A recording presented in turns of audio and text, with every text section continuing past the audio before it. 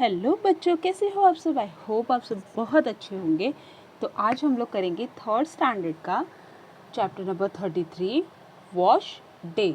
Wash day का मतलब क्या होता है? धोना, यानी कपड़े धोना, इसे बोलते हैं हम वॉश डे। ठीक है, तो आओ मेरे साथ ही पोएम पढ़ो। ये बहुत ही अच्छा और सुंदर सा पोएम है जिसको लिखा है एलिज़ाबेथ एफ उप्सन, यानी इन्होंने लिखा है। ये ओशन के बारे में लिख रहे हैं, जैसे ओशन यानी समुद्र के बारे में। तो इन्होंने समुद्र को देखो किस तरह से डिस्क्राइब किया है कि समुद्र कैसा होता है, समुद्र में आज एक्चुअली होता क्या है।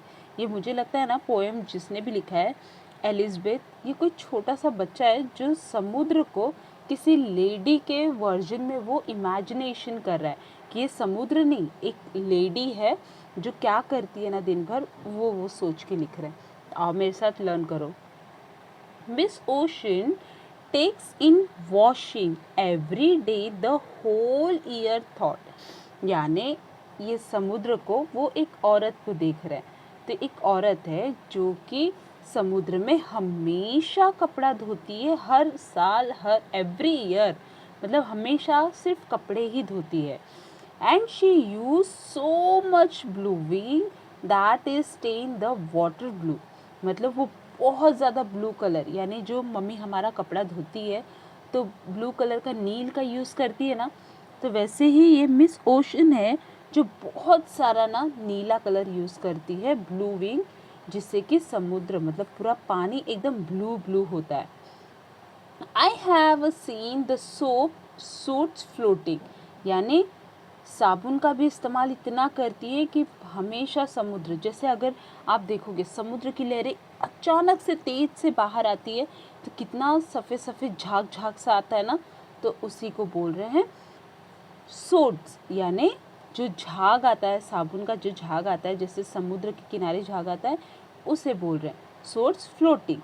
When the waves very thought and high, वो जब पानी धोती है कपड़ा, मम्मी लोग कैसे कपड़ा धोती है, कपड़े धोने के बाद जो बकेट में या फिर टब में पानी बचता है उसे कितना ज़ोर से बहा देती है ना, ताकि वो चिपचिपापन ना रहे।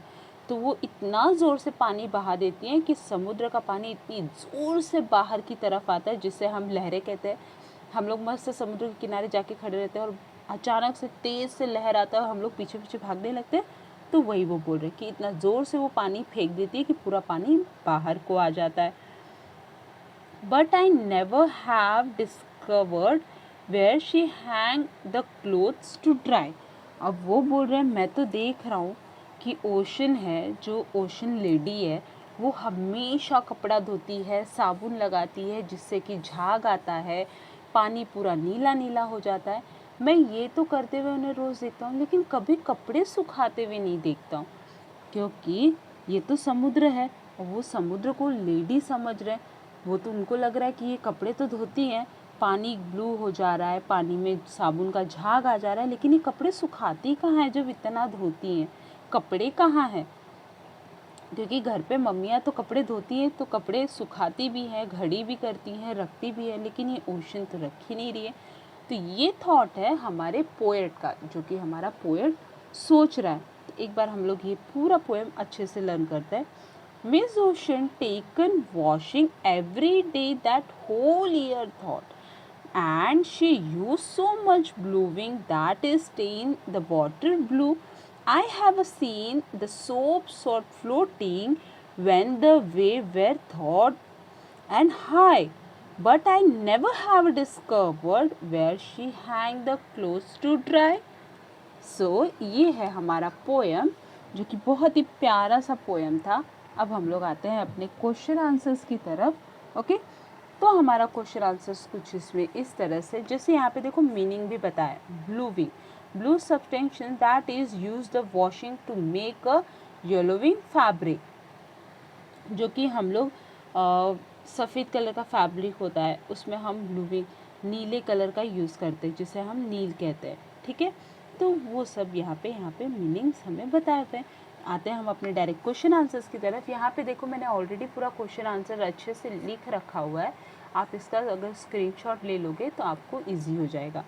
तो यहाँ पे क्या पहला क्वेश्चन आंसर है, what is the ocean called in this poem. Ocean को क्या कह रहे हैं, ओशन को क्या नाम दिया है पोएम में। The ocean called in the poem miss ocean. तो पोएम में ओशन का क्या नाम दिया है, मिस ओशन। तो यहाँ पे हमारा आंसर आएगा miss ocean. Second, what does miss ocean do every day, यानी एवरी डे मिस ओशन क्या कर रही है। तो मिस ओशन, ये मैंने अंडरलाइन किया है, ये देख लेना। Miss Ocean wash cloth every day. तो Miss Ocean clothes every day wash कर रही है।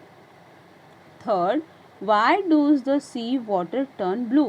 पानी, समुद्र का पानी नीला क्यों हो रहा है। Because Miss Ocean using blueing in water, क्योंकि वो नील का उपयोग कर रही है जिसकी वजह से पानी पूरा नीला हो रखा है।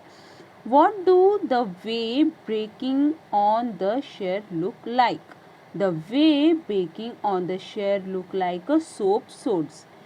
तो soap suds यानी साबुन का झाग आना। तो the wave breaking on the shore look like a soap suds. यहाँ पे हमारा सेकंड क्वेश्चन पूछ रहा है, the poet use her imagination to talk about miss ocean. Can you use your imagination to talk about the following. यानी इस poem में poem कवि ने ओशन को मिस ओशन का इमेजिनेशन करके ये पोएम लिखा है। तो क्या आप भी Miss Moon, Mr Moon, Mr Sun और मिस अर्थ, इन लोगों के बारे में आप लोग कैसा इमेजिनेशन करते हो, वो आपको आपका इमेजिनेशन लिखना है। ठीक है, जैसे कवि ने समुद्र को मिस ओशन से इमेजिनेशन करके लिखा, वैसे आपको लिखना है। जैसे मैंने एक आपको एग्जाम्पल बता दे रही हूँ मिस्टर मून का। तो मिस्टर मून कैसा दिखता है हमें, मुझे कैसा दिखता है, मैं आपको अपना इमेजिनेशन बता रही हूँ। So Mr Moon look like a snowball in the sky. Snowball यानी बर्फ़ का जो बॉल होता है वाइट वाइट, तो मुझे तो वैसा लगता है। आपको कैसा लगता है, आप अपना इमेजिनेशन लिखो।